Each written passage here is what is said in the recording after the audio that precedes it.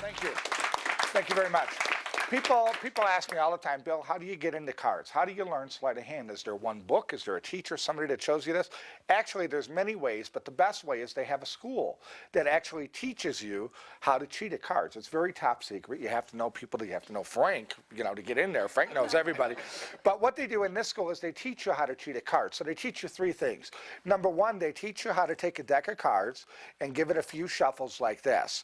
And then they teach you to stop when you see a certain card that would be good for poker, in this case an ace, and they teach you how to find those cards. So I'm going to do that again. I got one ace. Let's see if I can get another one. All we do is shuffle until we see the second ace, and if I cut it just the right spot, that should be ace number 2. I'll give the cards another shuffle. So this is the first thing they teach you. This is called finding the aces, and it's very hard to do. It looks easy because I'm doing this rather quickly, but really this is pretty hard. Frank, we'll let you try it later on. Good luck. Okay, so I will give the cards one more shuffle, and let's see if we can find the last ace. It should be down about 2/3 of the way. It just went by. There it is. And I think I can get it out just by doing this. And hopefully, yeah, I got it. That's the last one. Thank you. Now, that's the first thing. You need to be able to find the cards you're looking for in order to cheat. The next thing you have to learn how to do is be able to take those cards and stack them in a game of poker. So what I'm going to do is I'm going to give these cards a few shuffles and a few cuts, and hopefully I will be able to stack those aces in a 5-handed game of poker. So we will deal out 5 hands of poker like this, and if I'm lucky, I should be able to get those 4 aces into my hand each and every time. That is called stacking the cards. It looks like that. Now, thank you very much. There's one other thing called dealing from the middle of the deck is the last thing they teach you, and that's by taking the aces, cutting the cards about dead center, and now you have to deal the cards so the aces come out of the middle of the deck. Okay, and it looks kind of like this. The cards are dealt out 1, 2, 3, 4, and an ace. 1, 2, 3, 4, and an ace. 1, 2, 3, 4, and an ace. 1, 2, 3, 4, and an ace. And that's thank you very much.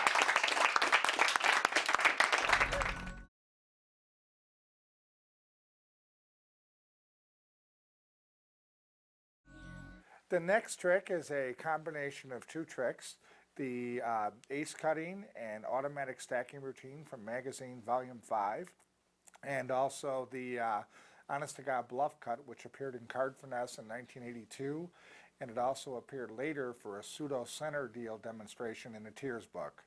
I put this combination together and I think it works out very well, and I hope you enjoy it. And here's how it works, okay? You talk about schools that teach magicians how to be gamblers, and the first thing they do is they teach you how to cut to the aces. So you start off, the aces are on top of the deck unbeknownst to the spectators. That's your setup, okay? So while you're pattering, you give the cards just a few riffle shuffles, and all you do, your first shuffle, you leave them on the top. Your second shuffle, you cut them to the other end, leave them on the top, and then cut them back to the other side, leaving them on the top. This back and forth, cutting the top to the left and then to the right, really throws people off, okay? Now, your pattern you're talking about, they teach you how to look for a card that you need and to block it off. So your next shuffle is you take the portion that has the aces, you cut it off, so the aces are here on top of this packet. And what you're going to do is you're going to start a riffle shuffle by riffle shuffling the bottom cards. Then you're going to let all of the cards go except for one ace and hold it back. Your other hand then immediately will drop all of its cards except for the top 4. You'll let the single card go and then the 4 cards on top of it. Now you push the cards together until about here, and if you press the 2 outer corners together to square, you'll find that the cards will jog out in the back, okay? This is a little bit exaggerated. It's a little finer than this in actual performance. But now what you do is you're going to cut to that first card that's jogged out, okay? And you have to be careful here because if you squeeze the pack and grab it too quickly, you might lose it. So the tip is take your index finger and press down on the deck. That way you can reach and cut that ace and put it down. Now, here's what you're actually doing. You're actually cutting 4 cards with an ace every time. This is where the automatic stacking part comes in, okay? Now, notice the deck, after I did that first cut, it still has a jog right there. See the little step that's sticking out? I'm going to cut to that step, but again, if I just reach down, I could miss, or I could accidentally push it in. So what I'm going to do, another tip to ensure that that jog doesn't go away, is I'm going to use my hand on the opposite end of the deck to squeeze. I'm applying pressure here and here. That way my thumb can press down at that jog, and now I can take the cards, okay, and I can cut small packets up to the top. The last packet I take is at that jog. And what that did was that brought my 3 aces back to the top, and it enables me to repeat it. So that's what I'm going to do. I shuffle, first cutting to the left, leaving the aces on top. I then shuffle cutting to the right, leaving the aces on top, then back to the left, leaving the aces on top. I now say I'm going to try to look for an ace, so I cut the deck in half. The aces are on this side over here, okay? So now, just like before, I start the shuffle by weaving the bottom cards. I then let all the cards go except for 1 ace. I let all the cards from the other hand go except for 4. I drop the single card and then the 4 on top of everything. I push them together to about here, and when I square, if I make sure I push just the outer ends, I get the cards to come out here in the back, okay? Once again, remember to press down firmly with your index finger so you can lift up and cut to the second ace. That's actually 5 cards, so that's the automatic stacking I was talking about. You still have your step. This hand grabs the pack, holds it tight, so this hand can press down at the step and hold a break. So I'm holding a break right now. I'm cutting small packets from the bottom, and then when I reach the break for the very last cut, I'm throwing that on top. So now I'm back in starting position again with 2 aces on top. Once again, I shuffle to the left, keeping them on top. I shuffle to the right, keeping them on top. To the left one more time, and then the last time I shuffle, and then I say, oh, I saw another one, and now I let all the cards go except for the ace. The other hand lets all the cards go, holding back 4. I now drop the ace down, then followed by the 4 cards on top, push them together to here, do the same pushing action, which angles the cards, press with the index finger, and I'm able to cut. So now I have another packet of 5, okay? I still have my tiny jog there. I take this hand, I squeeze the deck. That allows me to press down here, get my break without the cards moving, cut small packets up to the top, and be back and ready for the production of the last ace. Again, I shuffle to the left, I shuffle to the right, I shuffle to the left. The very last time I hold back an ace, I hold back 4 cards, and when I cut to the last ace, okay? So that's the first part. The next part is where you tell the spectator, once you find the aces, you have to know how to stack them. So all you do is you place 1 packet on top of the other as you pick them up, square everything together, and place them on top of the pack. You're now going to do a version of a push-through. Did you see that? The cards just jumped up by magic. It's like, Eddie, cut it out. It's my show. Right. So what you do is you're going to do a push-through shuffle with a little tip of mine that I use. Anyway, let me just show it to you. Okay. You cut the top half over to the left. Oh, before I do that, let me just explain. Because of the automatic stacking, you could deal out the cards right now if you wanted to. If you don't want to do a push-through shuffle, you can just do a few false cuts and start dealing, okay? But I like to throw in a shuffle, and I also want to show you this shuffle. It's a push-through, and it works like this. You cut the top half to the left, you shuffle the top half into the middle, and you stop when they're about here. The next little move looks like I square up the cards, but actually I didn't. I just faked it. Those cards are still sticking out. I'll do that one more time. Okay, let me just take these out. I'll do it again. I shuffle the cards till they get to here. Then I give one more push, and it looks like I pushed those cards flush. They're actually still sticking out.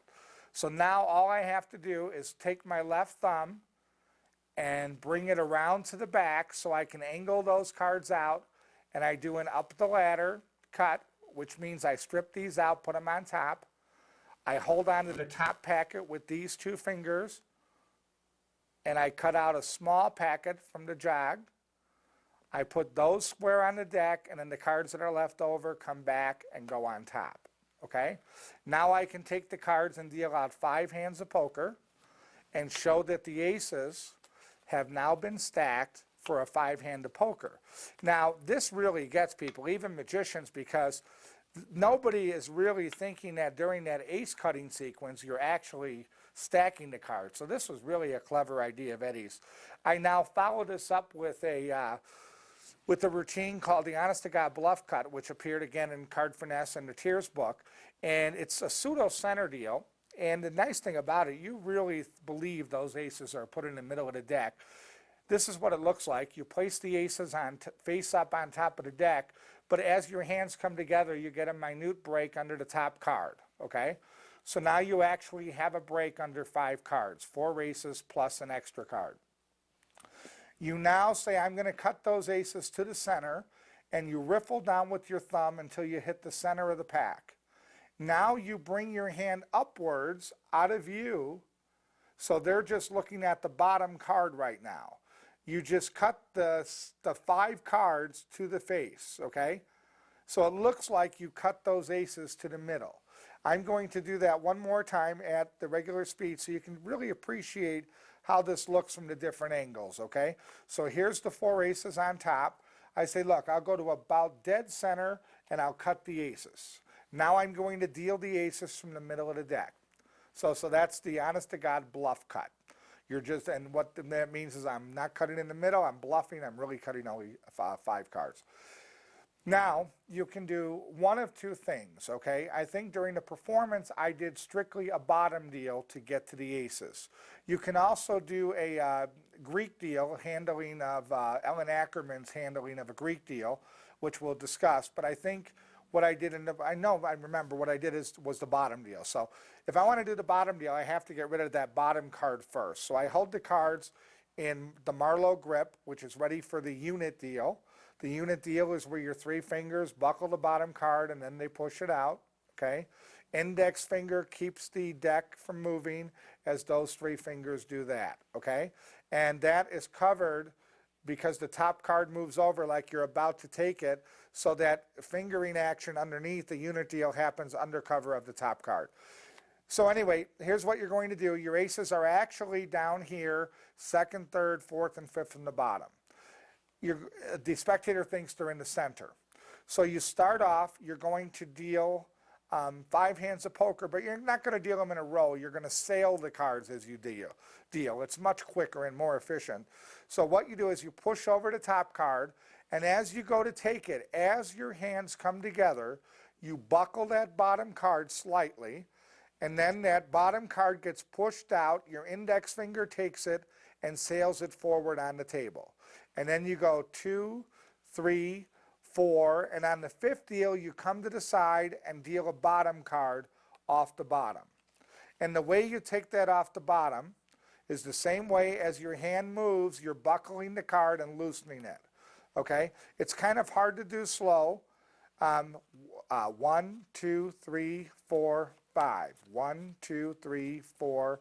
And on the 5th card, push that over and pull that out. Okay? You only had to deal that first card off the bottom on the first deal because you had to get rid of the bottom card. Every other deal, it's just sailing the cards. 1, 2, 3, 4, and 5. Okay? And that's the pseudo center deal. After you cut to the middle and do the Honest to God Bluff Cut, you can now show the bottom card. And if you use a Greek deal with Ellen Ackerman's handling, you can be, when you're finished, put the cards down and the bottom card is still there. The way the Greek deal works is the bottom card is pulled over just a little bit like that. I'm going to exaggerate this so you can see it. It's pulled over. The deck is held in the Erdnase grip, which means the 2nd finger is at the corner. versus the Marlowe grip where the first finger is there. And now underneath you can see that that bottom card is pulled over. So what I can actually do is deal the cards out from underneath that bottom card, okay? So I'm going to do that again now, and I'll do it with the aces face up, and I'll do it at speed so you can see it. There's the 4 aces. We cut them to the center, okay? And then we're going to deal out 5 hands of poker, 1, 2, 3, 4, and an ace, 1, 2, 3, 4, and an ace, 1, 2, 3, 4, and an ace, 1, 2, 3, 4, and an ace, and that way you can show the 2 of hearts is still on the bottom. So if you want to do the Greek deal, you can do it that way as well.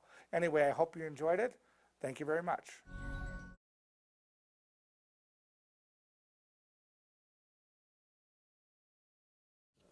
Let's see. I hate jokers in every sense of the word. Okay. I want to tell you a true story. Which I just made up. There were, I don't know, it's a full deck, doesn't have to be. The gamblers and magicians have always argued or discussed among themselves who is the better card manipulator. There's good reason for those discussions, good reason for those arguments. One of the reasons is that a gambler is a very frustrated person. He or she is a very frustrated person. Well, for example, if you went over to a card table and saw a guy doing this, you're not going to play cards with him, right? So he can't do that. He can't show off his skill. Whereas a magician, everything a magician does is show off stuff. That's all it is. That's one reason. There's another reason that's really much more to the point, and that is that if a gambler makes a mistake, he can get killed, and it's kind of final. Whereas if a magician makes a mistake, what's the worst that can happen? He won't get paid, you know, it's the worst that can happen.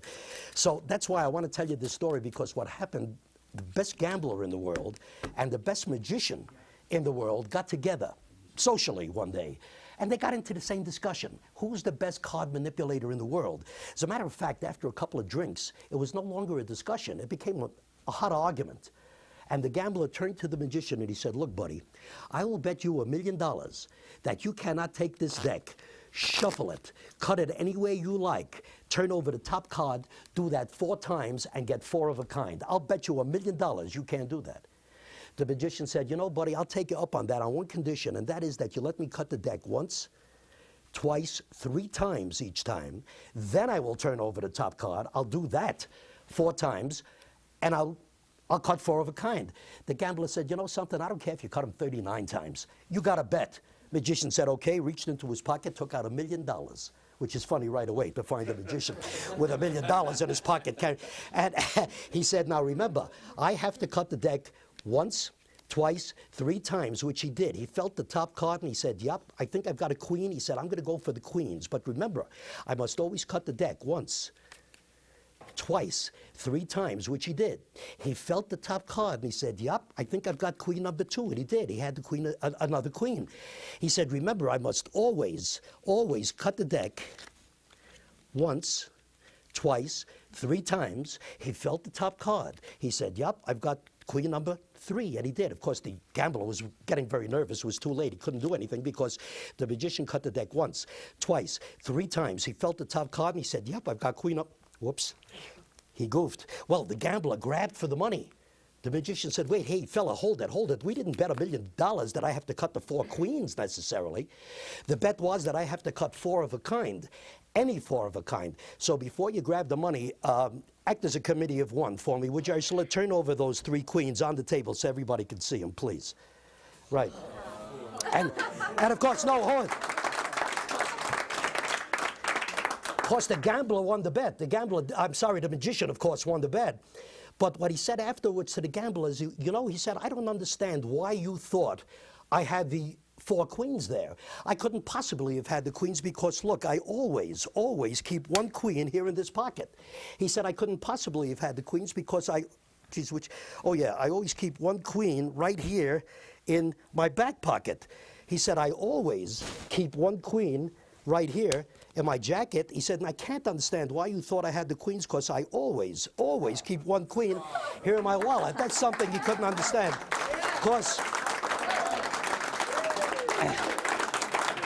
thank you.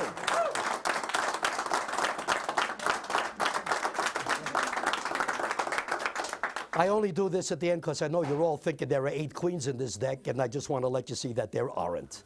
Thanks again. Thank you.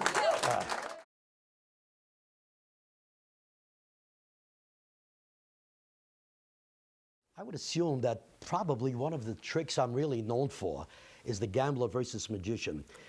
My way of doing it. I did it on the performance tape exactly the way I do it for lay audience with that pattern. Now, I'm going to obviously have to use some of that pattern now, but it may be out of sequence, out of continuity. So you're going to have to go back to the performance tape to get the pattern. But let me teach it to you at the same time that I use the pattern and so forth and so on. If I fooled you at all when you saw the performance tape, and I know you're going to be disappointed about this, I fooled you because I had gone south. I had loaded 2 queens before I even did the trick. Now, I always load the queen of spades and queen of diamonds. I'm going to give you some of my psychology as I teach this trick. In my experience, which is now more years than I really care to remember, I know that the queen of hearts and the queen of clubs are the least likely suits to be remembered. Therefore, those are the ones I want to show later because one of them is going to be seen twice. So I want to get rid of the queen of diamonds and queen of spades. Now, here's the way I load them, and be very careful about this. There is a too-perfect theory. I remember one magician where he ended the trick, he threw the deck against the window shade, which flew up in the air, and the last queen was looking in from outside the window. Well, you cannot call that an impromptu trick. It can be done, but it's not an impromptu trick. I do this with a borrowed deck. I load these 2 queens while I'm doing other tricks, which I'll talk about in a moment. But this is the way you have to load them. 1 queen goes into my inside jacket pocket. The other queen, now I have to stand to show you this, I always carry my wallet in my left trouser pocket. Now, if you don't, either switch it or work accordingly. But I always load the other queen into my wallet. Here's something important. Do not put it in here. Do not put 82 rubber bands around it. Do not put bricks around it. Do not seal it with tape. I want this to be an impromptu trick. I'm saying this because I've seen people do it that way, and it louses up a wonderful trick. It's got to be something that you could possibly have done. Now, I do many tricks where I do load a card into the wallet. I simply palm it, go into my pocket, load it, and come out. In other words, it's possible. Don't make it impossible. Loading it in here is impossible. Loading it here is probable or possible, okay? That's the way I load 1 queen. So there's 1 here, 1 there. Now I can do tricks as long as I like. How do I load them? One time during my performance, perhaps when a selected card is the 4 of spades, I make sure that the queen is underneath, and instead of palming 1 card into my pocket, I palm both, come out with the 4 of spades, leaving the queen in my pocket. Or I'll do the same thing with my wallet. In other words, I always work with borrowed decks. I've said this in my books. I've said it at all my lectures. I might as well say it now. If you use your own deck, you're going to lose 40% of the effectiveness of the trick. I don't care what you do. I don't care if you give the deck to the spectator and say, take him home, because the spectator's attitude is, well, I'm not going to be able to find it. I'm not a magician. They will take the path of least resistance. If you use your own deck, you lose 40% of the effect of the trick. Put that in writing and remember it. Now, you do whatever you like. If you're walking around doing table magic, you probably have to use your own deck, so there's no way to avoid that. When I work for groups, even if I'm called for a paid situation, which I rarely am now because the public doesn't know me as a magician, I have 2 stipulations. Number 1, they're going to pay me $10,000. Number 2, they're going to have 2 decks of cards, 1 red back, 1 blue back, sealed, their cards. Those are my stipulations. Okay, now that I've got, what trick was I talking about? Oh, that's a joke, folks. I didn't forget. All right, we're doing the gambler versus magician.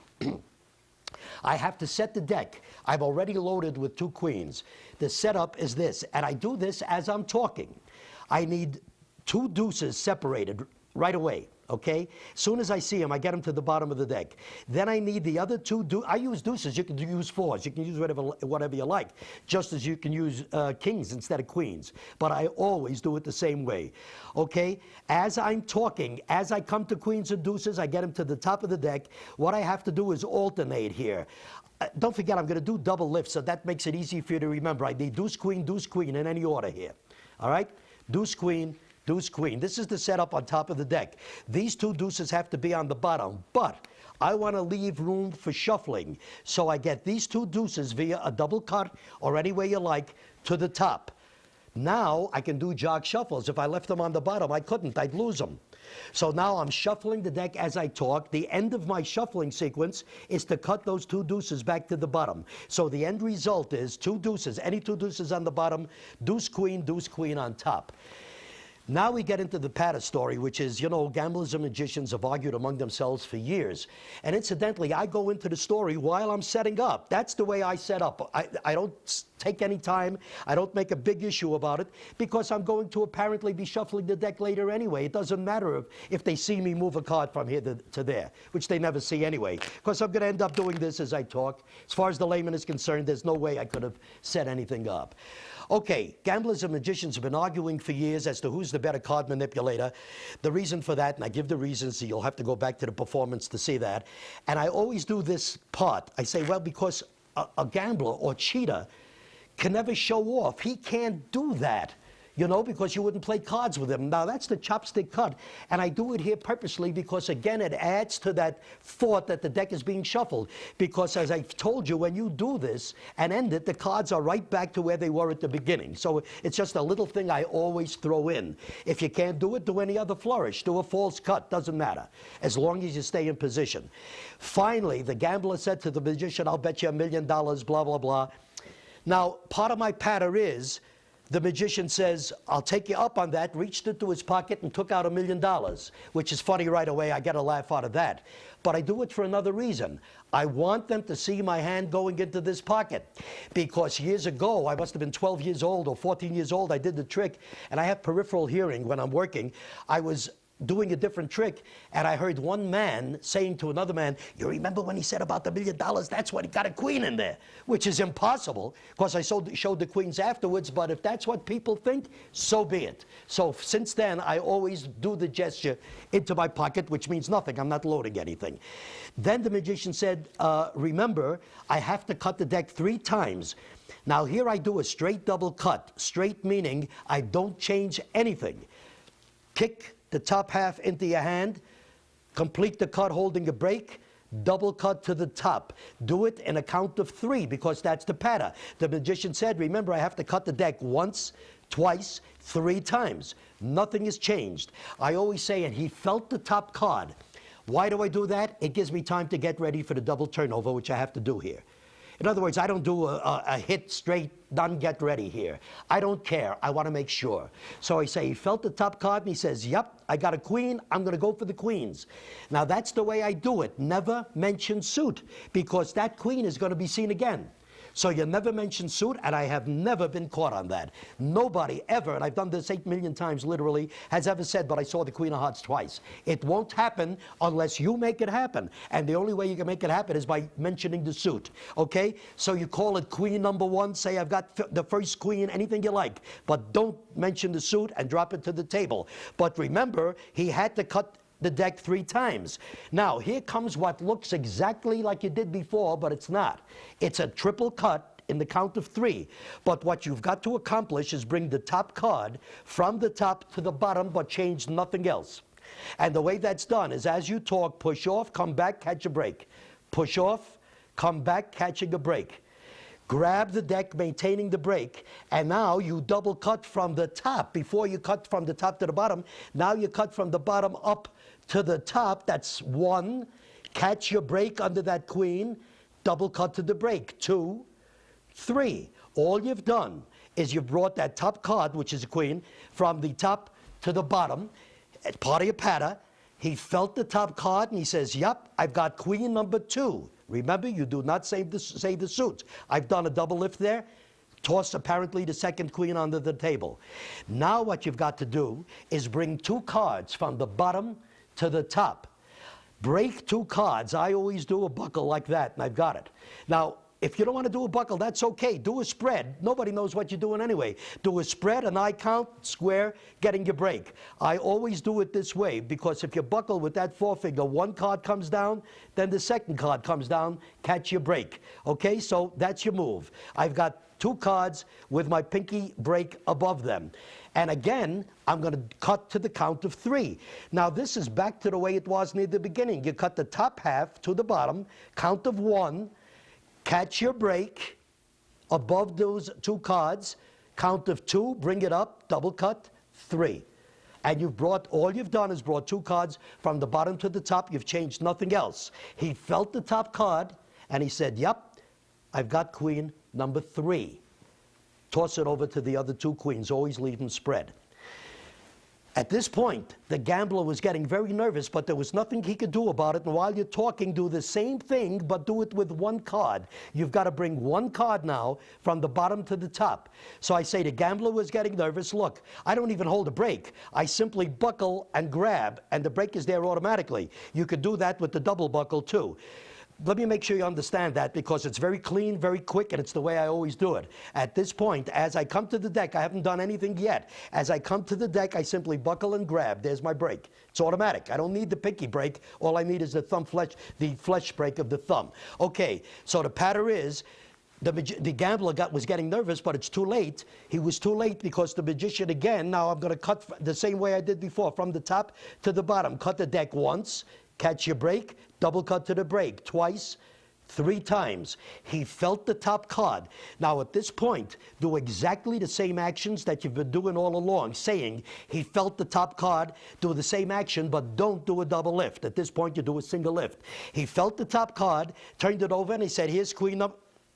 Whoops, he goofed.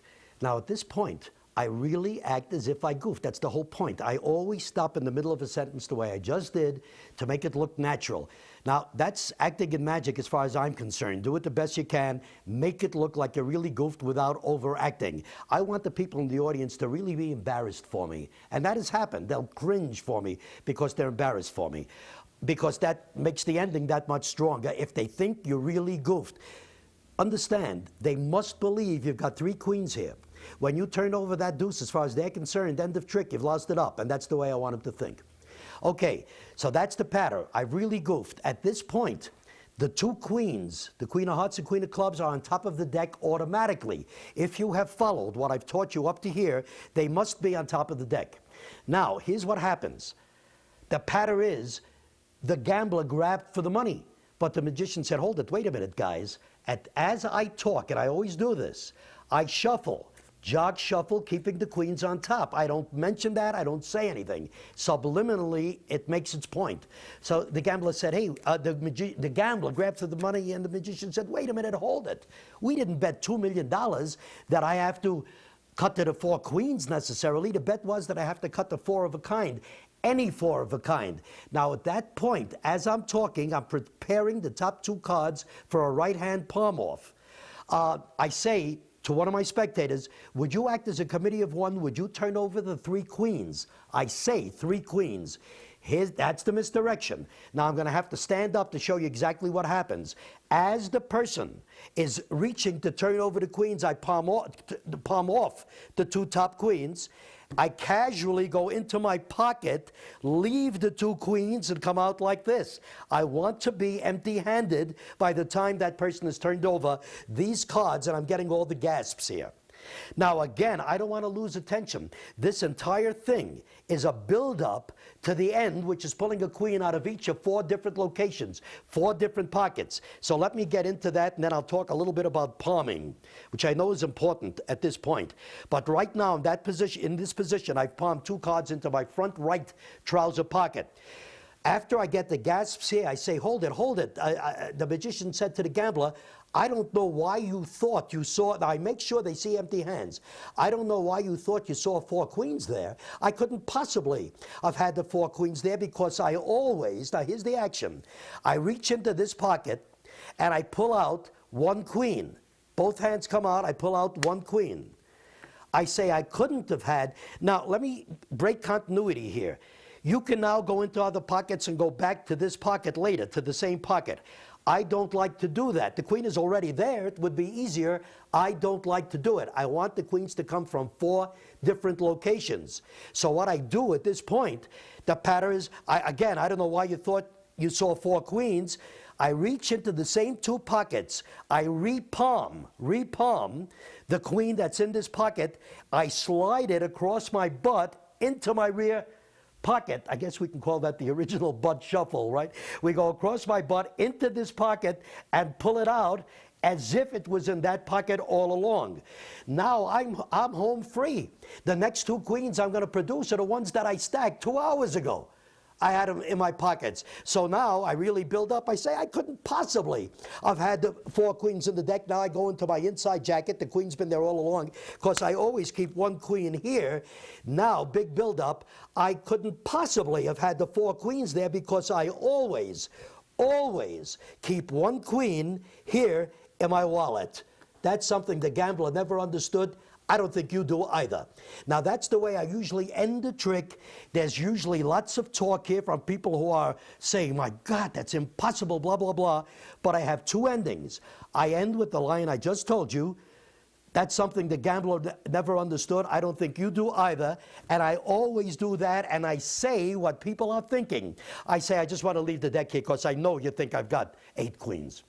I always end that way because that's really what they're thinking. So I leave the deck there, which is silly for them to think since I'm using a borrowed deck anyway. But that's the way I end that trick. Now, I told you I wanted to talk about palming a little bit.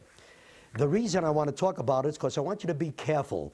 I've taught this at almost every lecture I've ever done because it's always requested, so I teach it. But I've seen too many people do it where they make a big issue over the palm. And that's wrong. That has nothing to do with the trick. Now, I can palm cards as well as most. You know, when I was a kid, I always heard people say, oh, my hands are too small. My hands are smaller than most. That's really got nothing to do with it. Palming is a concept. It's a mental thing, not so much a physical thing. As I say, if I want to palm 2 queens, I can show my hands empty, and I've got them. I don't have to get that fancy. Then I'll teach you that palm if you want it. Look, empty hands. I use that usually to palm off 4 aces, because if I want to palm 4 cards, I can palm off as many as I like after I show my hand empty, get exactly 4. But that is absolutely not necessary here. After I've shuffled, keeping the queens on top, I simply keep a break. Look at all the time I have. That's why I do it that way. I ask a spectator, usually one that's a little bit of a distance, please act as a committee of 1 and turn over those 3 queens. As she's doing it or he's doing it, that's the action. The palm is not a fancy palm. All right, I'll talk a little bit about palming. This is the way this is done, incidentally, and it's called Top Palm. It's in one of my books. Quite honestly, I don't know which one. You'll have to buy a ball if you want to find it, but you don't have to because I'm going to teach it to you right here. You've got a pinky break. Here's the point. The thing to remember, this is your pivot point. This finger, the second finger of your right hand, pivots on the deck. That's your move. That's your move. The rationale is I'm showing that hand empty. If you keep that finger against that, you're in position. Now, as you turn back, your pinky kicks up into that hand, which keeps moving over to the side, and you've got the palm. So, again, in slow motion, I don't know, there's no ace on bottom, there's no ace on top. That's the move, and I've palmed off, if I wanted to, the 4 aces. In order to get the 4 aces, my break is under 4 cards, that's all. And that's the move. Now, some people get fancy about it. When they do the move, they say it's important to bend that finger. I don't think so. As far as I'm concerned, I don't want to think of anything but going away from the deck. A lot of people say to me, but how do you get cards back onto the deck after you palmed it? That gives me a big laugh. I have worked hard all my life to be able to beautifully palm cards off a deck. What am I, crazy? I'm not going to put them back. I never put palm cards back. Okay, to end the discussion on palming, and I think this is something, it's got nothing to do with sleight of hand, but it's something you might keep in mind. Magic is a very frustrating hobby for a variety of reasons. One of those reasons is that the better you are, the less the public can appreciate the talent, the manipulation, the ability that goes into your tricks. Because if they can see the ability and the creation and the technique, then you're not doing it well. The whole point of sleight of hand is that nothing is seen. Well, that's very frustrating to some people. They've worked 40 years to be able to do a palm so beautifully, and nobody knows how beautifully they're palming it. So I've actually seen magicians do this, and that's why I'm mentioning it, because maybe you're one of those, and you're wondering why you're always caught when you palm a card. I've seen magicians palm a card beautifully. You know, one hand, top palm, and they've done it beautifully, but it's so beautiful. They know nobody can see it, so they do this. If you could, I'll act out what I've seen people do with their eyes. I've seen them do this. They've got the deck here, they've palmed the card beautifully, they do this with a very casual, sophisticated smile. They actually look down at their hand, which brings attention to that hand, which is why the layman says you got something in your hand. And then the magician wonders why he's been caught.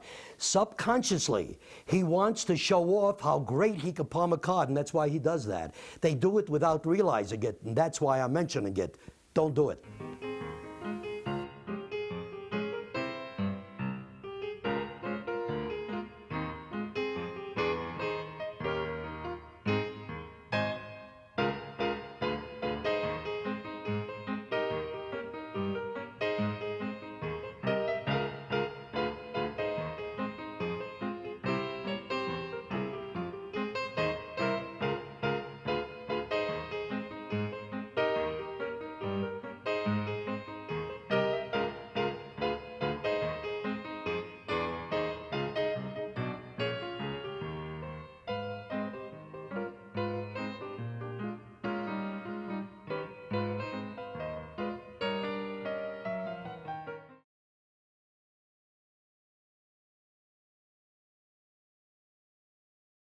But I'm going to do two last little things for you. As long as we're on the theme of gambling, let's pursue it for the last two demonstrations. And as soon as I finish these last two, I'll give you the deck of cards as a souvenir. Thank you. And I know that whenever I perform with cards, there are always people out there saying to themselves, I wish I could do that. I would quit my job so fast. When I find a couple of big money games, I'd be set. So in case any of you are contemplating a career change right now, I'd like to conclude by giving you a few tips, help you get started on the right road. If you ever decide you want to take up playing cards for a living, the first thing you have to do is to learn how to locate an ace whenever you want one.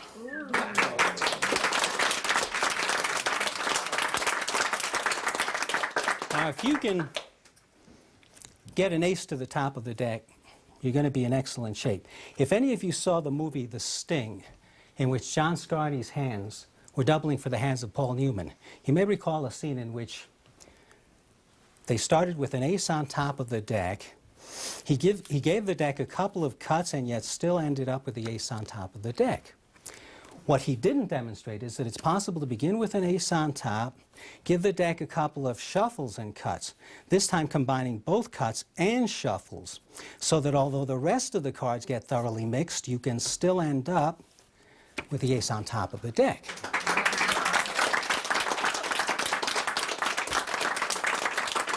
One ace isn't going to get you any big pots. If you want to be able to end up in the money, you really have to be able to locate the second ace. It helps if you can find the third ace. And if you're very cautious like I am, you may want to have at least a rough idea of where the fourth ace is also.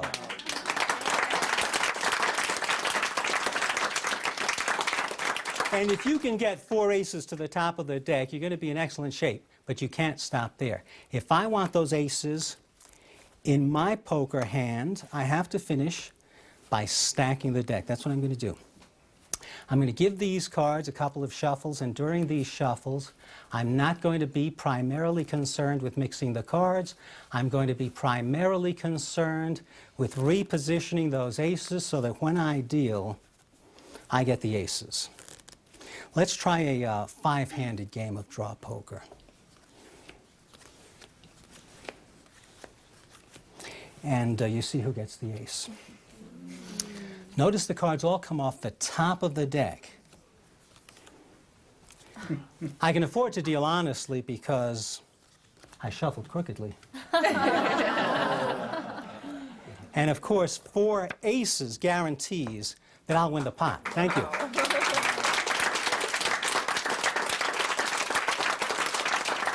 Doesn't guarantee that I'll win a large pot. I want to be sure of knocking off a big pot. I have to give the other player something to bet on. I have to work a little harder. That's why I gave this man a pat hand of 4 tens. You know that he'll bet heavily on 4 jacks. I can take him to the cleaners on 4 queens, and he'll back his, that's okay, you can call me Darwin. He'll back his 4 kings to the bitter end. Thank you.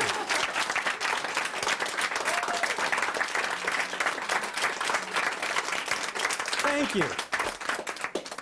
You know, I think that I can honestly say that what I've demonstrated up until now would be considered in most professional gambling circles to be pretty much the epitome of card manipulation. He said modestly. But it always seemed to me that there was one demonstration, one achievement that had to be the ultimate in gambling control over a deck of cards, if anyone could do it. Now, I've never met or heard of anyone else who can do it. I'm not going to attempt.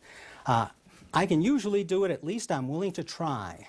I'm going to give these cards a couple of stacking shuffles like the ones that I used to run up those poker hands, but this time I stacked for a bridge game. And if you play bridge, you know that in bridge you always have exactly 4 players, each of whom always receives precisely 13 cards. And the so-called perfect hand in bridge consists of a grand slam hand containing all 13 cards of the same suit. The odds against that, it's like getting a royal flush in a poker game, except the odds are much, much higher against it. The odds against getting a perfect hand of the kind I just described in bridge are over 152 billion to 1. You can look that up in any copy of Hoyle. Does anyone here happen to know the highest ranking suit in bridge? Does anyone know? Spades, that's right, spades. Spades is the highest ranking suit. Like the ace of spades and the 2 of spades and the 3 of spades and the 4 and the 5 and the 6 and the 7 and the 8 and the 9 and the 10 and the jack and the queen and the king of spades. A grand slam hand in spades. But when I talked about the ultimate in gambling control over a deck of cards, I didn't mean this, or at least not only this, because you see, I also gave this player a grand slam hand in clubs. I gave this player a grand slam hand in diamonds. For the people in the last row, they are in numerical order. I gave my partner, the second highest ranking suit, a grand slam hand in hearts. Thank you. Thank you very much. Thank you. That was just luck. That was pretty good. Just luck. It only works at 1 in 152 billion times, but you happen to be here.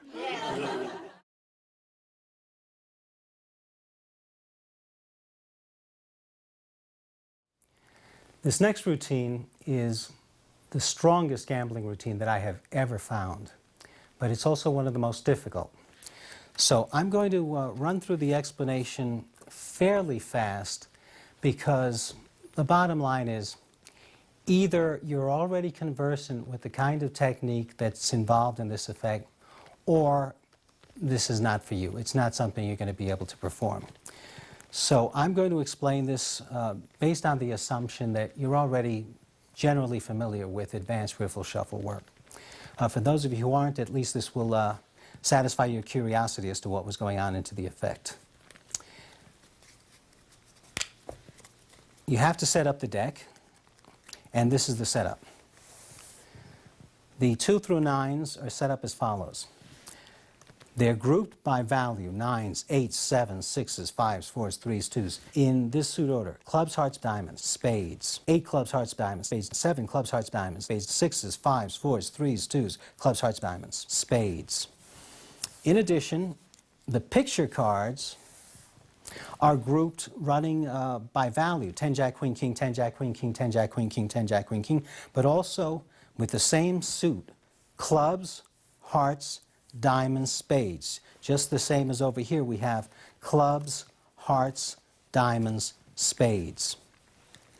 Take these number cards, divide them under the 7 of spades, corner crimp the 7 of spades, like so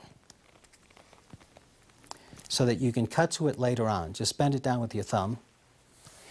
And under that crimp card, all of these picture cards are placed.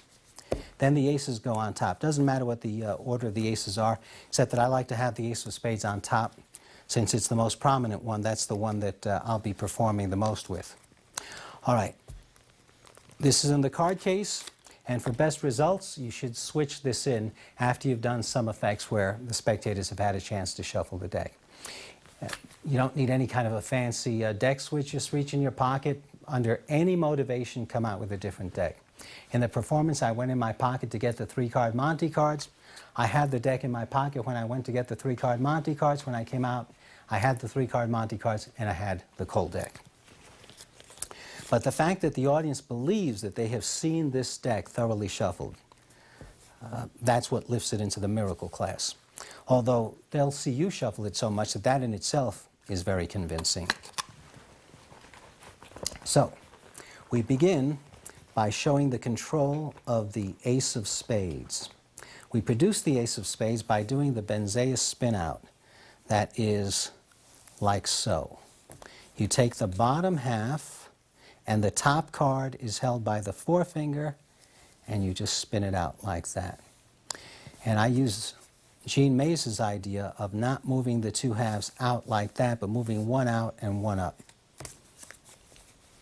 She gives you a nice, really nice illusion of that ace of spades coming from the middle of the deck. You put the ace of spades on top, and you do any false cut you want that keeps the ace of spades on top. The false cut I do is an upper ladder cut. I'll explain it very quickly. The ace of spades is here. You take the bottom half, you peel a single card, then you side jog. I'm going to exaggerate this. You side jog this half, pull the bottom half of the side jogged half, in other words, a quarter of the deck, and put it square with the deck.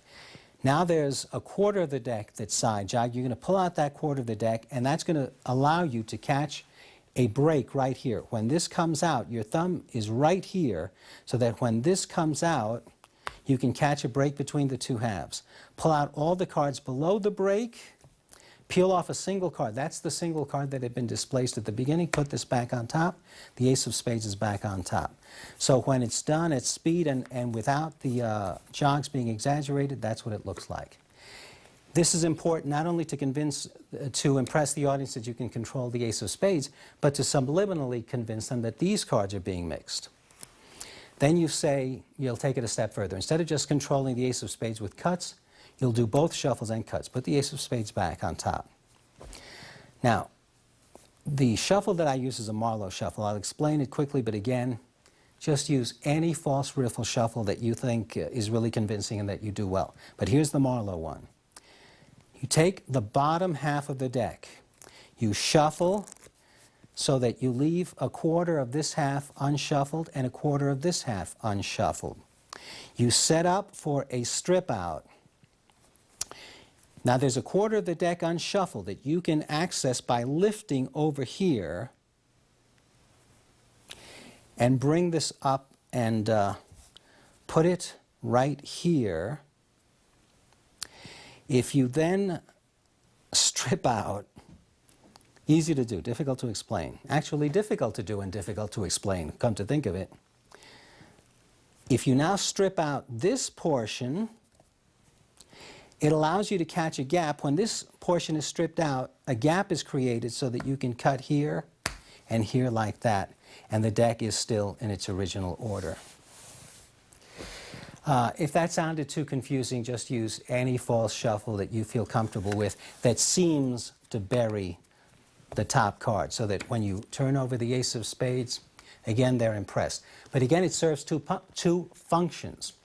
They're impressed that you can control the ace of spades during those shuffles, but they're also further convinced that the deck has been thoroughly shuffled. In fact, I use a patter line to sell that notion. When I do this, I say, this time I'm going to combine both cuts and shuffles so that although the rest of the cards get thoroughly mixed, you can still end up with the ace on top of the deck. So that although the rest of the cards get thoroughly mixed, you can still end up with the ace on top of the deck. Now, since the cards are still in the same order, you still have the other three aces still on top. So you now produce these three aces by doing the Benzeus spin out. And if you lift different portions, different amounts of cards, each time it looks like the aces are coming from the middle. So that first time I had lifted up about half the deck. This time I lift up just about a quarter of the deck, and it looks like this ace came from a different spot. And using this Jean Mays idea, you keep showing different cards here each time, which also helps sell the notion that the aces are coming from different spots. The last one, I try and make it look like it came from very near the bottom. And again, they see a completely different card flash there. So you've controlled one ace, you've controlled four aces. You're going to take the four ace control further. What you're going to do is to riffle stack the aces. Okay, again, if you're going to do this effect, I assume that you're already familiar with what riffle stacking is. But let me just explain it real fast with an unstacked deck. What you're going to be doing with that deck in a moment is this. Let's leave the aces face up just so that it's easier for you to follow. Since we're going to be stacking that deck for a 5-handed game, in order to get that ace, I have to have 4 indifferent cards. One above the ace of spades, one that would go to that player, that player, that player, that player, and I get the 5th ace. So in shuffling the cards, I've loaded 4 cards above that ace. That's what you're going to be doing with that deck. You do 4 shuffles, and on each shuffle, you load 4 cards above an ace. As you may have noticed just now, I did it without looking at the cards. If you can do it without looking at the cards, it really is that much better. So you've got 1, 2, 3, 4, and an ace, 1, 2, 3, 4, and an ace. One more time, you do the exact same thing, preferably just by touch so that you don't have to look down at the cards. 1, 2, 3, 4, and an ace, 1, 2, 3, 4, and an ace, 1, 2, 3, 4, and an ace. The last time, you do a Zarro shuffle to hide that, to bury that ace, stack that ace, and also not cut up into this setup. So you Zarro under 4 cards, and your setup is completed. Now, let me take a second to try and break that down a tiny bit more. Although, again, as I say, either you're already conversant with this technique or you're probably not going to be able to do this effect. But let me just, for the sake of completeness, explain a little bit more what's happening there. You hold back 4. You hold back 3 on this side, 4 on this side, 3 on this side. And you load these 4 under these 3, okay? So you shuffle legitimately, but you stop when you have 4 on this side and when you have 3 on this side. And you load those 4 under 3. Now you hold back 4 and 2. 4 on this side, 2 on this side. 4 and 1. 1, 2, 3, 4, ace. 1, 2, 3, 4, ace. 1, 2, 3, 4, ace. And then Zarro shuffle under 4 cards. I won't bother to deal them out. You should be able to just tell that everyone is, every ace is every 5th card. If you dealt out 5 hands, you would get the aces. Now, you're going to do that with the stack deck. Only you have to do a Zarro shuffle every time you do a riffle stack, because you can't screw up the order of these cards. So we're going to do exactly the same thing and end with a Zarro shuffle on each one.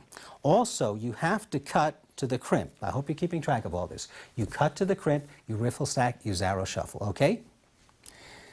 Let's leave the aces face up here. Now, because I'm cutting to the crimp, I'm going to have a 10, Jack, Queen, and King here. 10, Jack, Queen, and King. So when I load 4 cards between the ace of clubs and the ace of hearts, they will be that 10, Jack, Queen, and King. And because I finish up with a Zarro shuffle, the rest of the deck ends up still in order. I screwed that up because I looked at my hands. I can't look at my hands because I'm used to doing it without looking at my hands. So let me do it the way I would do it in performance, without looking at my hands. Still have the 10, the Jack, the Queen, and the King. And I'm going to turn these face down the way I would normally have them in performance. So here's what you want to do. You want to shuffle, finish with a Zarro. Again, shuffle, and finish with a Zarro. Stack the 3rd ace, Zarro. Make sure that I got that right. I think that I lost 1 card here. Let me just check. We'll just put it in the right place. This is just an explanation anyway. It doesn't matter. We'll just stick it in the right place. And then finally, every time I'm cutting to that crimp also, don't forget that. Every time I'm cutting to that crimp. And now Zarro under 4 cards. You're ready to go. You're going to get an ace, but you're also dealing a 10, Jack, Queen, and King. 10, Jack, Queen, and King, and an ace. And now when I did this Zarro riffle stack just now, I wasn't doing the riffle stack as well as I normally do it, and I wasn't doing the Zarros as well as I normally do it because I was just concerned with trying to communicate it to you. But if you want to see it the way it's supposed to look, done well, just go back and watch the performance video. That's the way that it normally looks when I normally do it. Okay.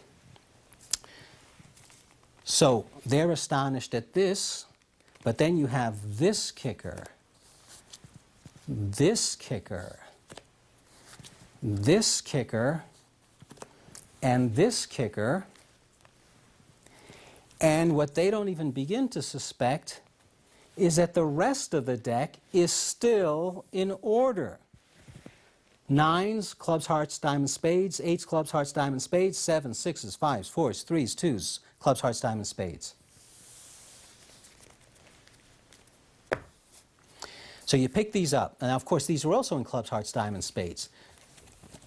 So now the entire deck is sorted by values and in clubs, hearts, diamonds, spades order. When you pick up the aces to put on the bottom of the deck, just make sure they're also in clubs, hearts, diamonds, spades, put them on the bottom. Now you still have this crimp and you have the entire deck in order. Now just give the deck, now you're going to go into the bridge deal. Give the deck a couple of shuffles that keep the entire deck in order. I do a strip out shuffle with a block transfer followed by a Zarro shuffle. Do any false shuffles you want that will leave the deck entirely in order, but this is what I do. I cut to the crimp, I take the bottom half, I block transfer 4 cards, strip out, they go under the crimp, I cut to the crimp, and I then do a Zarro shuffle under 4 cards. Okay, I'm cutting to the crimp, and I then do a Zarro shuffle under 4 cards. Now if you deal, this is what's going to happen. Of course, the audience doesn't know that, so let's deal it the way the audience sees it.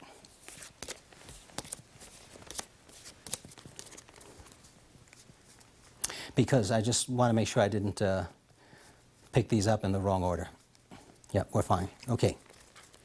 Because the way that you reveal the bridge hands is important in getting the maximum reaction. I now do it differently from the way that I used to do it. I used to reveal first the first bridge hand, then the second, then the third, and then the fourth. I have found that it is stronger if you do this. And you may remember in the performance while I'm dealing, because you don't want to just make the audience sit there watching you deal cards, which is not very entertaining. I was talking about the odds involved. I was doing a little exposition. I was explaining what the best hand is in bridge and what the odds are in getting that hand. All stuff that the audience has to understand in order for this to have its maximum impact. I might just digress for a moment and say, in all the gambling routines that I do, people who play cards will be very impressed, but people who've never played cards will also be impressed because whatever little bit of technical information about card playing they have to know, I teach them in the course of the trick. I explain it. The little bit you have to know here is what a Grand Slam perfect bridge hand is, and I explain that. Okay, now I say to the audience, does anyone happen to know the highest ranking hand in the highest ranking suit in bridge? Someone will say spades. I'll say, that's right, spades is the highest ranking, like the ace of spades and the 2 of spades. One last thing, let me show you this. This crimp, remember that I crimped the 7 of spades? This crimp is here. So when I pick this up, I pivot it. I do a 90-degree turn so the crimp is here. And what's the highest ranking suit? Spades. That's right, like the ace of spades and the 2 of spades and the 3 of spades and the 4 of spades and the 5 and the 6. Now when I get to the 7, here's the crimp. When I deal off the 7, I take the crimp out. Just a little refinement. You don't have to bother with this if you don't want. But it's so easy to do, why not do it? So that by the time you finish the effect, there isn't even any work in the deck. When you deal the 7, you take the crimp out. The 8 of spades, the 9, the 10, the jack, the queen, the king of spades, a Grand Slam hand in spades. Now at this point, the audience should be convinced that you're the greatest card handler that ever lived. And they haven't seen the last 3/4 of the effect yet. Because then you reveal that you gave this player a Grand Slam hand in clubs. This one got a Grand Slam hand in diamonds. I always say for the people in the last row, they are in numerical order because the audience is going to be far more impressed because they are in numerical order, and if it's a big audience, they may actually not be able to see that, so I always mention it. And I gave my partner the second highest ranking suit, a Grand Slam hand in hearts. And that is my favorite self-working gambling routine.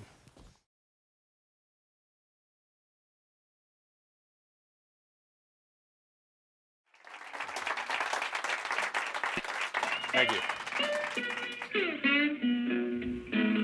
The song that you're hearing is Crossroad Blues by famed bluesman Robert Johnson. It's a story of a man who finds himself at the crossroads of life, both literally and figuratively. He's approached by a mysterious stranger who offers him wealth, fame, talent, in return for his soul. It is said that this story is somewhat autobiographical, that the events surrounding Mr. Johnson's own death are rather mysterious and still unexplained. The story I'm going to tell you now is of one Edwin Stanhope Andrews. Edwin was a gambler known as Fast Eddie.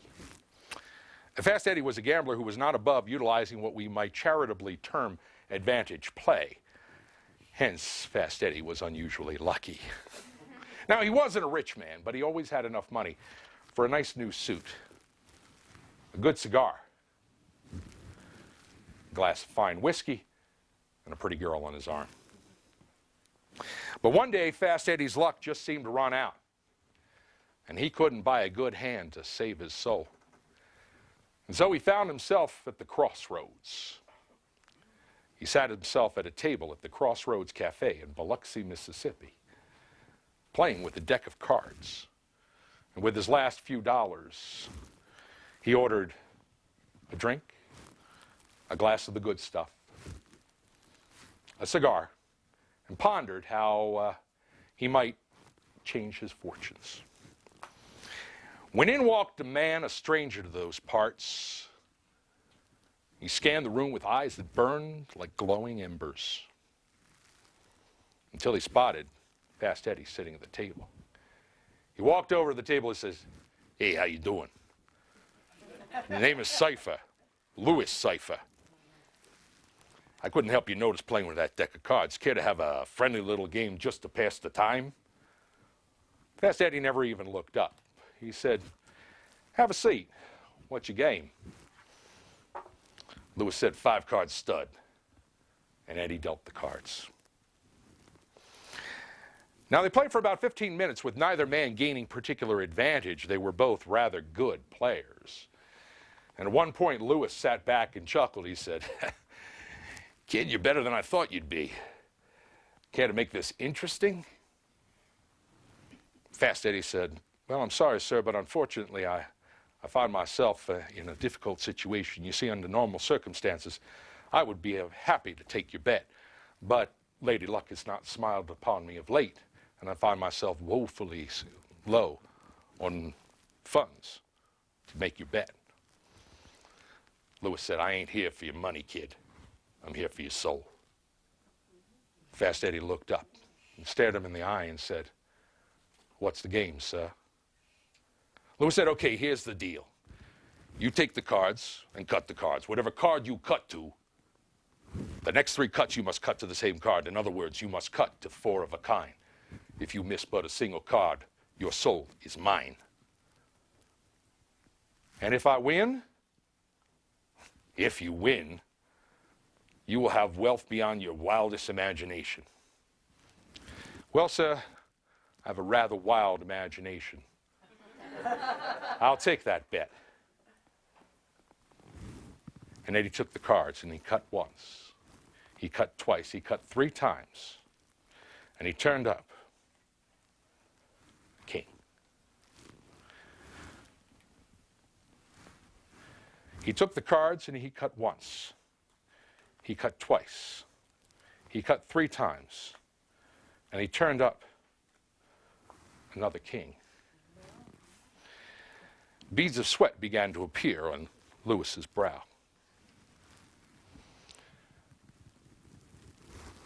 He cut once, he cut twice, he cut 3 times, and cut himself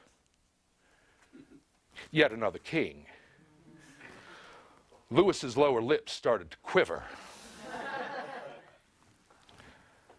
And one last time, Eddie took the cards. He cut once, he cut twice, he cut 3 times, and he turned up the ace of spades. Lewis breathed a sigh of relief. He sat back and chuckled. He said, "You had me worried for a minute there, kid, but that's my card. Let's get your things and let's go." Fast Eddie stopped and he said, "Wait a minute, sir. I don't understand what you're talking about." He said, "Kid, you lost the bet. Let's go." He says, "Sir, I didn't lose the bet. I had your number from the moment you walked into the place, and that number is 6. 6. 6. "Well," said Lewis, "that don't change the name of the game, and that don't change the bet. You lost. Come with me." He said, "No, sir, you don't understand. The bet was not to cut to 4 kings. The bet was to cut to 4 of a kind, and I have done just that."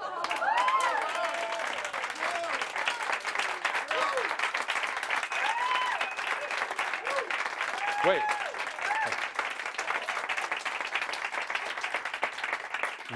Lewis sat back in stunned silence for what seemed like an eternity. But then he laughed and he said, "All right, kid, you beat me fair and square. But before I go, you got to tell me, what the hell did you do with those kings?" He said, "Well, sir, the first king I keep in my pocket over here. The second king I keep in this pocket over here. The third king I keep in this pocket over here. And if you don't mind, sir, I'll take my initial installment right now."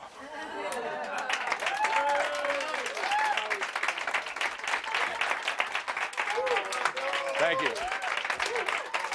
Thank you. Thank you. Thank you. Thank you.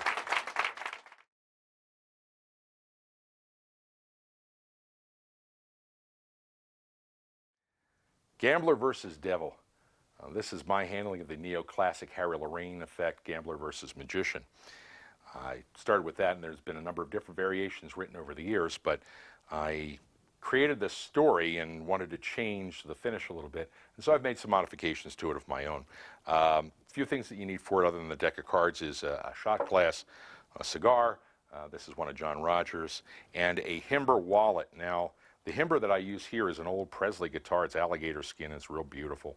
The one side is empty. The other side has 5 $100 bills in it and a king of spades. Now, if you've ever worked with Harry Lorraine's Gambler versus Magician, it's done with a straight pack. In my case, because the deck is not in play before or after, it is a performance piece in the midst of a parlor or stand-up act, I cheat. Oh my gosh. Yes, I do. I have a duplicate card that I use. I put a duplicate king of clubs in my left-hand trouser pocket. That just makes things a little easier during the routine. The other card, the king of hearts, which actually comes from the deck, I place in my upper breast pocket of the jacket. Now, the order of the cards from the top is 6 of clubs, king of clubs, 6 of diamonds, king of diamonds. The remainder of the deck, except for on the bottom, the ace of spades followed by the 6 of spades, followed by the 6 of hearts. That's your entire setup. Now, when you're ready to do the effect, you go through the whole story. You just do a false cut, and I do a triple cut. And I do a double lift, and it's that same knockout double lift from Martin Nash combined with the Stuart Gordon turnover. And as I turn over here, I move the shot glass and I prop the card up there. Now I need to double undercut that top card to the bottom of the pack. And I do a double again, showing this time the king of diamonds, but you never mention the suits. And I drop off that card, and what I'm doing to drop off that card, I'm just pushing it over with my fingers as I come over here. So I'm pushing it off onto the pack, taking it with the thumb as I move over. So it's from here to here, and I rest this on the card case. And finally, I have to move the two cards, two cards from the bottom to the top. That is to say, I double undercut once, twice, 3 times, and I move 2 cards from the bottom to the top so I can do the show. The third king, show it again, and this time I place it. Normally I have the cigar like in this position so that I can just rest it here. And finally, you move the final 2 cards from the bottom, you riffle them off, and you do a triple cut, cutting them to the top. And now I show the top card as a single, but I turn it in the same way. I look at it and I show it to the audience as the ace of spades. And then you go through the bit. I had your number all along. This should actually be over here. And I need to go 6, 6, 6. And as I come back and rest, I do a top change as I gesture. But the bet wasn't to cut to the 4 kings. It was to cut to 4 of a kind, and I've done just that. And now you show the last king of spades. You drop that on the table. And then the devil, of course, asked, what the hell did you do with those cards? Now, at this point, you need to palm the top 2 cards off the pack, actually the top 3 cards. And so I just riffle them off, and I get a break with a little finger. And as I move to this pocket, and I call attention to this pocket, my right little finger hits the upper right corner of those cards. They pivot on the thumb and right into the hand as I transfer the deck from hand to hand, and I show that king of clubs here. I drop it on the table, and I go to this pocket over here, and I can drop the rest of the deck on the table, and there's actually 3 cards palmed, and when I go to the pocket, I have to take out the lowermost card, which is the king of diamonds, and that's contacting the thumb. Then I reach into this pocket up top here and show this. And finally, I reach over and I open the Himber wallet, which I showed empty at the beginning. And I take out the king of spades and show the winnings, the $100 bills. And that I call gambler versus devil.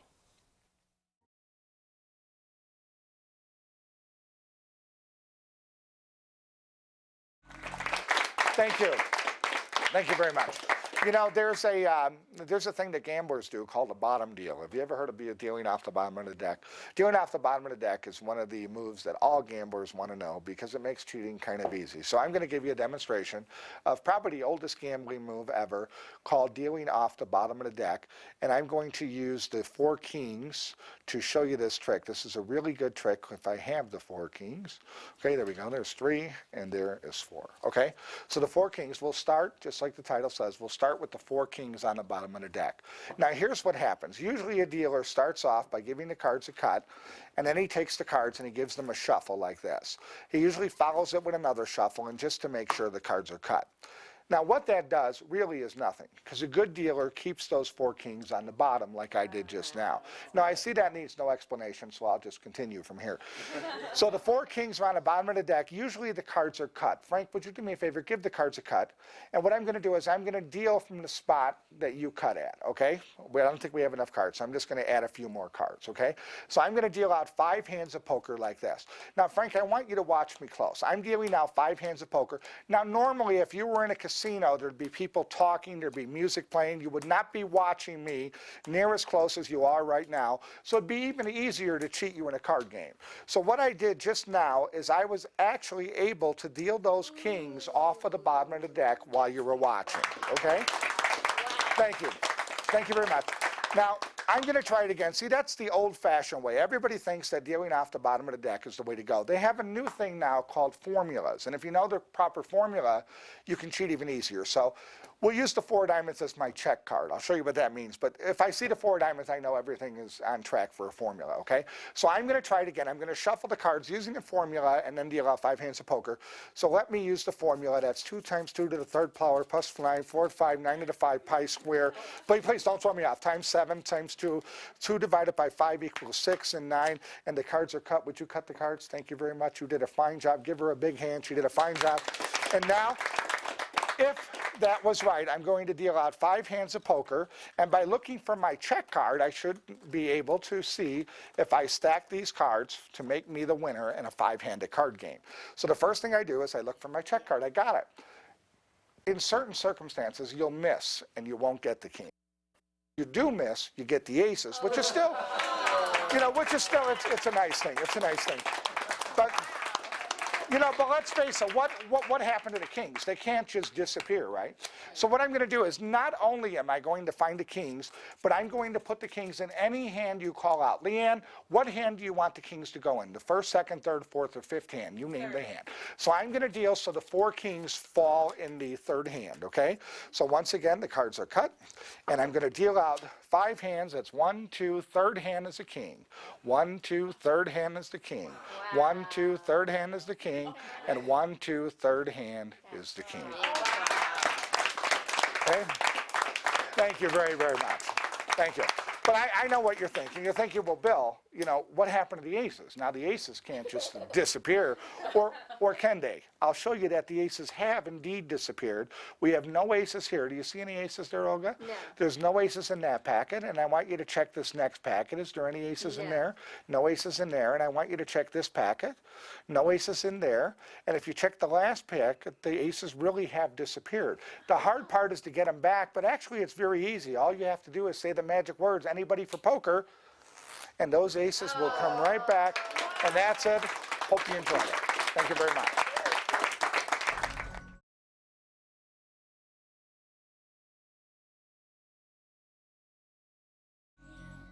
Here is the explanation for Ed Marlowe's "Of Course I Can Deal a Good Poker Hand." This appeared in the Marlowe Without Tears book.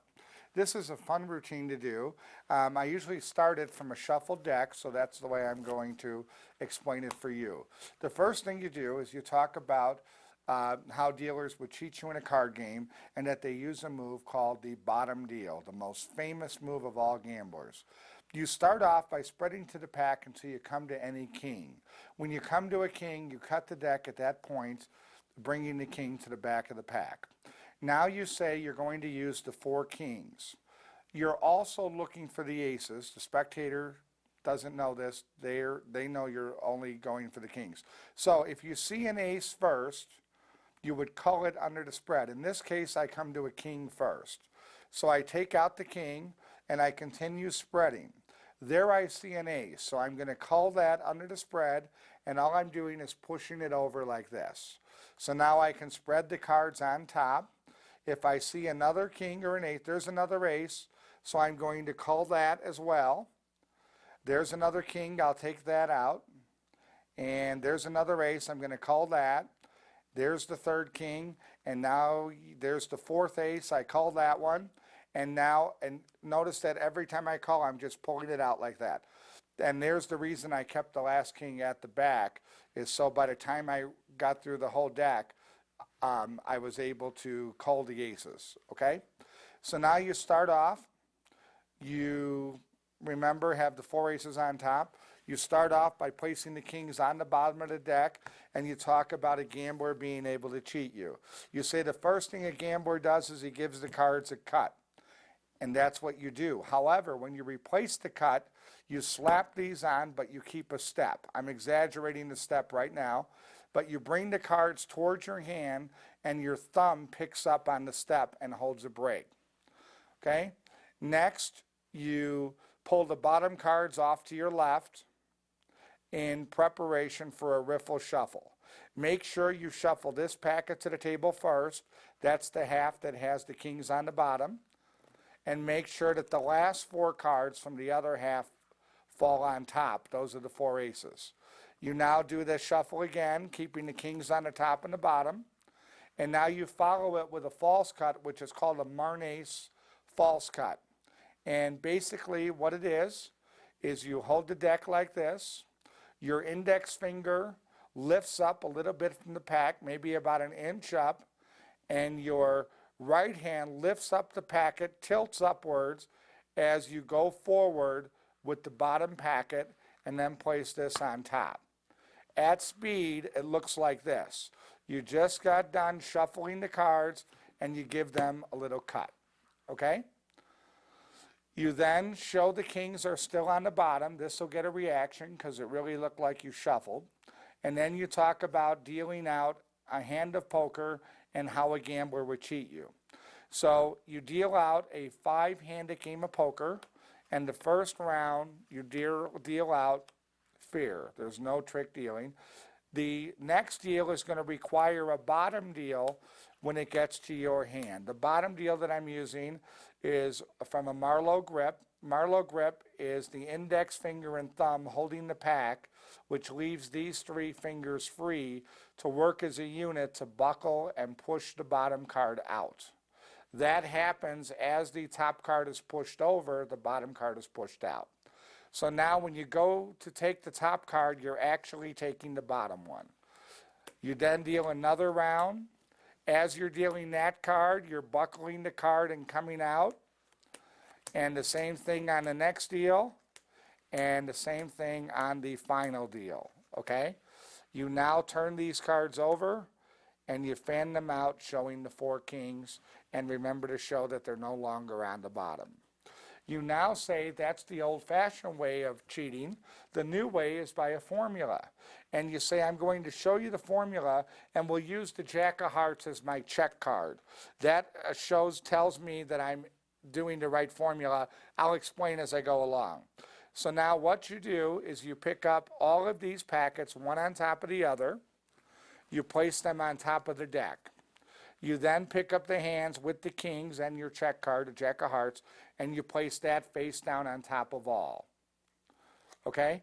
Now you're going to do a basic jog shuffle by undercutting half the pack, jogging 1 card inward, and then shuffling off the rest of the cards. You then pick up a break at the jog card, and you shuffle off up until the break.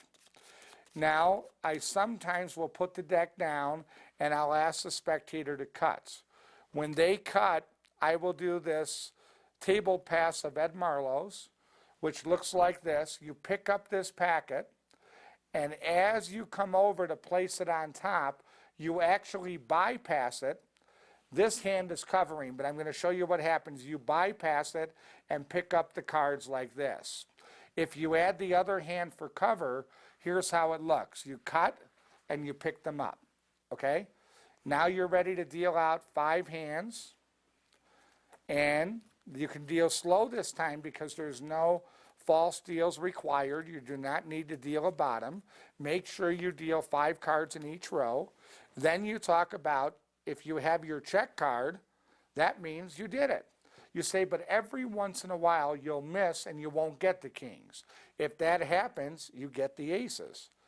Right there, you're going to get a really big reaction because the aces come as a surprise. Now you're going to take your hand, place it back on the deck as you talk about where did the kings go. They couldn't have just disappeared. Cards just don't disappear. Let's see if we can find them. You say, not only that, but I will put them in any poker hand you want. And as you're talking, you undercut about half the pack, jog the first card, shuffle off, okay? Now, say to the spectator, what hand would you like the kings in? First, second, third, fourth, or fifth? If they say the 5th hand, all you have to do is pick up at your break, shuffle off, and you're ready. If they say any other hand, let's say the spectator says the 4th hand. All you do is subtract 4 from 5, and you get 1. That means you shuffle off plus 1 card. If the spectator says they want the kings to appear in the 2nd hand, you go 5 minus 2, you remember 3, and when you shuffle off, you add 3. Let me give you an example. Let's say that the spectator says the 3rd hand. What I do is I get my break on the jog.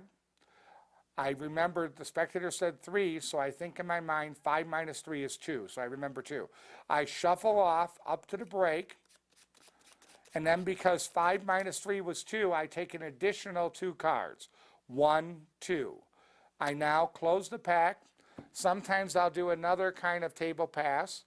I think during the performance I did a table pass of Eddie's where these are cut to your hand, and then as these are picked up, the cards are squared on the table and the pass is done.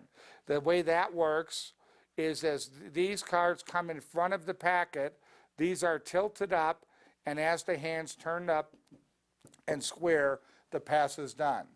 So now you can deal one-handed, and because the spectator called the third hand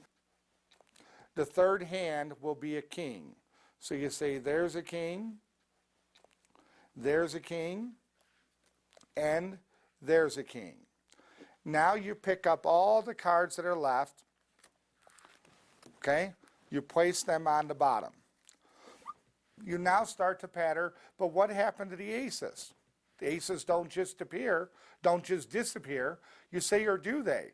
Now you take about 10 cards from the bottom, you turn them face up on top, and you spread through, and you show the spectator there's no aces there, square them up and drop them on the table. Now you take another 10 or 12 cards, turn them face up, spread them out, say there's no aces there. This time when you square up, these top 4 face down cards are aces. You get a break underneath those 4 cards, add them to the face up cards as you drop everything. Now you cut the rest of the cards in half, turning the bottom face up, say there's no aces here, and there's no aces here. I guess the aces can disappear.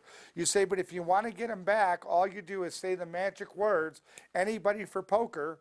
You now make a wide spread on the table showing the 4 aces have returned. That is Ed Marlowe's Of Course I Can Deal a Good Poker Hand from the Tears book, and I hope you enjoy it.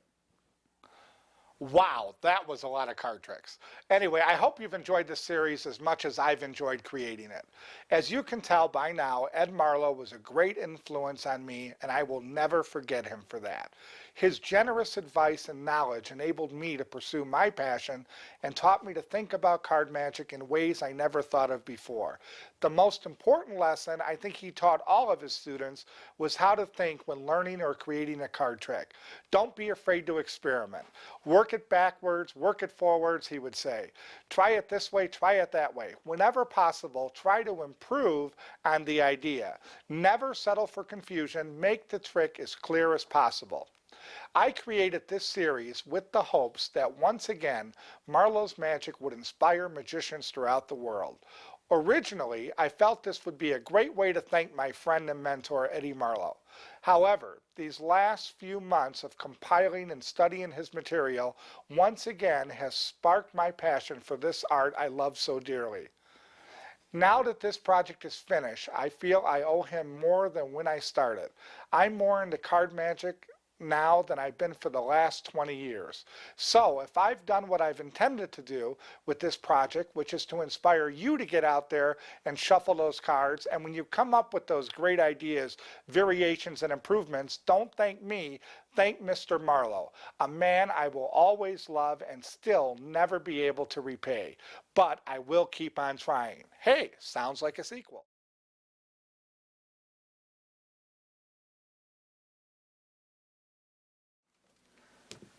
During my travels, I've met some extraordinary people. And I met a gentleman several years ago out in Las Vegas who, and I've met some people, I've been doing this for 38 years, that I think are just truly phenomenal. This gentleman is sort of beyond that. His name's Steve Forty. And Steve was gracious enough to teach me 2 things that I'd like to end this little part of our demonstration with. They're with cards, but Steve is who the casinos call when they have a problem, when they can't understand how something happened. Take the cards, give them a little cut. We're going to turn over the cards on the top. Ooh, we got an ace and a pair of 7s. If you're playing a game of straight draw, nothing wild, pair of 7s is pretty good. Watch that pair of 7s. I'm going to try to make it get a little stronger. Ooh. Now I have 2 pair, aces and 7s. Again, I'm going to turn these cards over, and look, I'll do nothing. Just do it real slow. Pair of aces, pair of 7s. Third ace. That's called a boat. Full house. One more time. 1, 2, 3, There's a 7.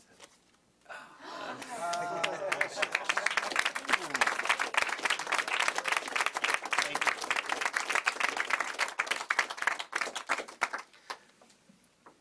The people who are in this business test each other to try to see who can do something the fastest. This was taught to me by Mr. 40. It's called stacking. I'm going to try to stack these aces in less than 5 seconds.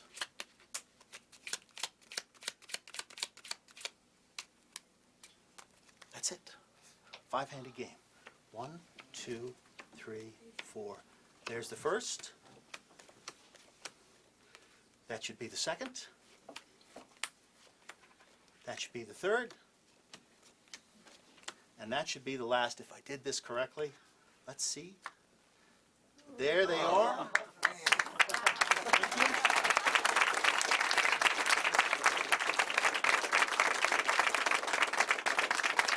And I would be remiss if I did not help or give something to everyone here. So Damone got the 10s. Scotty got the jacks. Nice lady over here got the queens. Thank you very much.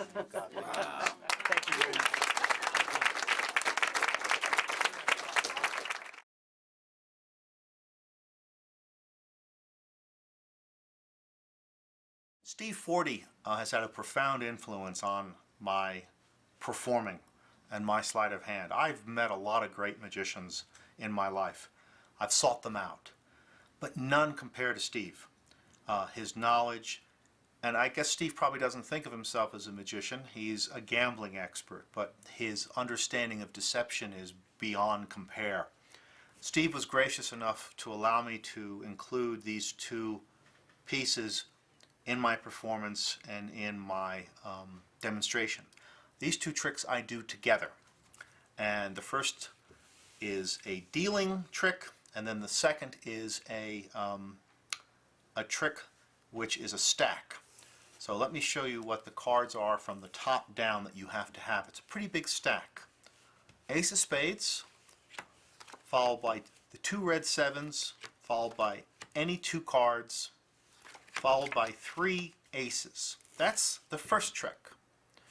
After that, we have a 10, a jack, a queen, a king. They don't have to be the same suit.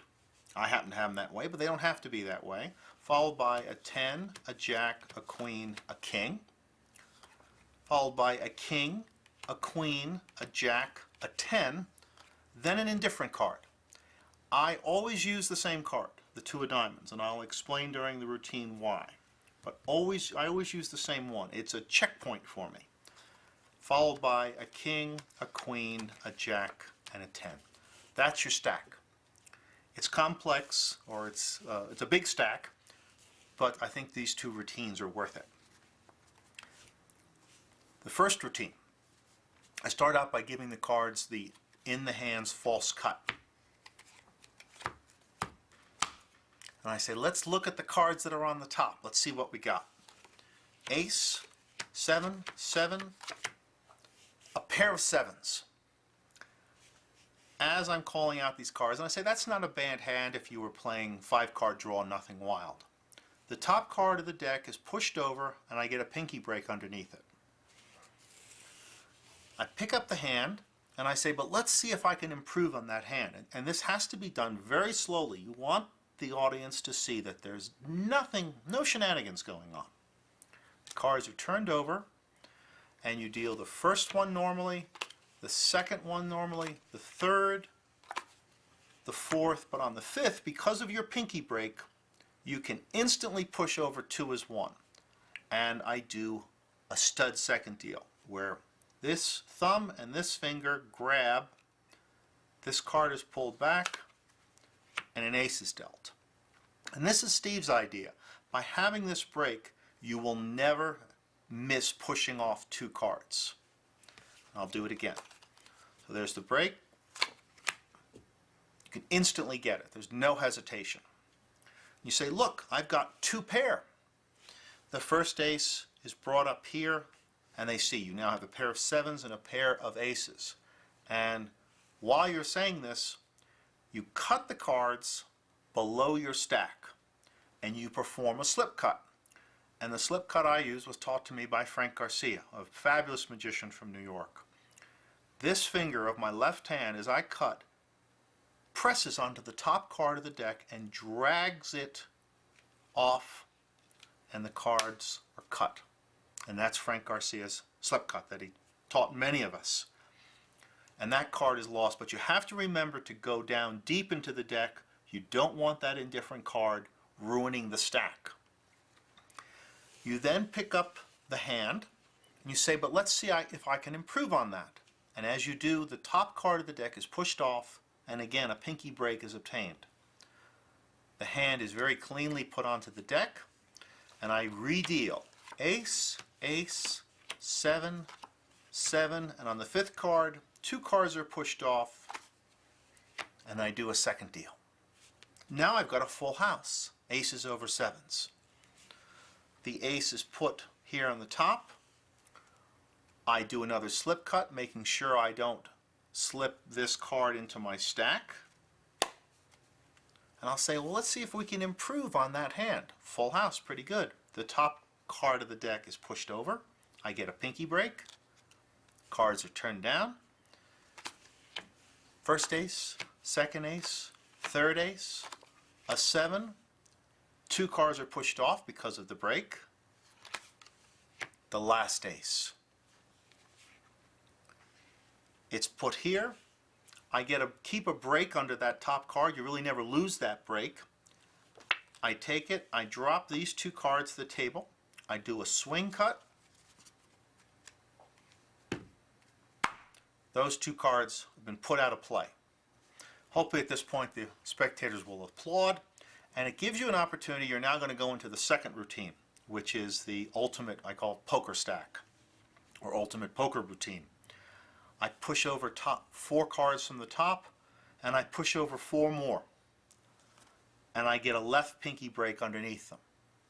And I talk about Hustler's ability to stack cards during shuffles, and that this is the ultimate stack. Less than 5 seconds, I'm going to stack these 4 aces for a 5-handed game of cards. And this is how the stack works. The aces are turned over. My right hand grabs the deck to do an overhand shuffle, and I have a break, and I'm going to do an exaggerated break, but I have a big break I hold. And I pull off 1, 2, everything above the break is thrown on top of those 2, followed by 1, 2, 3, 4, 5, 6, 7, 8, 9. Now I cheat a little. My handling's a little different than Steve's. I go like this. I don't drop any more cards. I turn those over, I drop. I go like this, I don't drop any over. I turn these over and I drop. This is called the haymow shuffle. And it's an old-time false shuffle. Nothing happens. Now, I'm ready for the deal. The first round is dealt normally. 5 cards, and I say first ace. In fact, this is not an ace. It's that indifferent card, the 2 of diamonds. Second round, and I say, here's my second ace, and it's slipped under the 2. Very important. I now have an ace here, and I have to second deal. And I necktie the deck, and because they're really concentrating on these hands, I don't try to do a sophisticated second deal. I just simply push this card back, and I deal 1, 2, 3, 4, 5. And I've been doing this routine for years. I've never been caught on it. Third ace goes under here. 1, 2, 3, 4. The last hand, I'm going to push off 2 cards as 1. These are 2 cards, and these are actually 2 aces. I push off 2 using my thumb, that bone of the thumb that I talked about, and I grab them, I square them, I slip them under, and I do the Mexican turnover. So this card is being switched for that double. And I spread, and I look, and I say, look, I got him. And this is pretty impressive. I mean, you did a very quick shuffle, 5 hands, and you've got it. At this point, I want to make sure that this worked. So I look. I just glance at this card. And I may say, hey, if deuces were wild, I'd have 5 aces. But by seeing that 2 of diamonds, I now know that everything came out the way it was supposed to.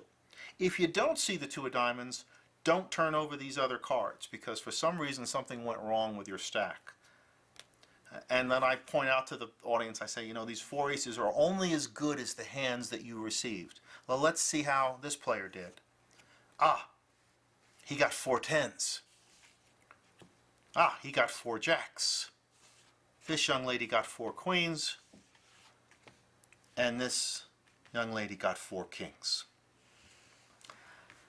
This is the Steve 40 routine. I've made some very minor variations to it, but it's really his. I strongly suggest you try it. It just gets gasps and screams out of people.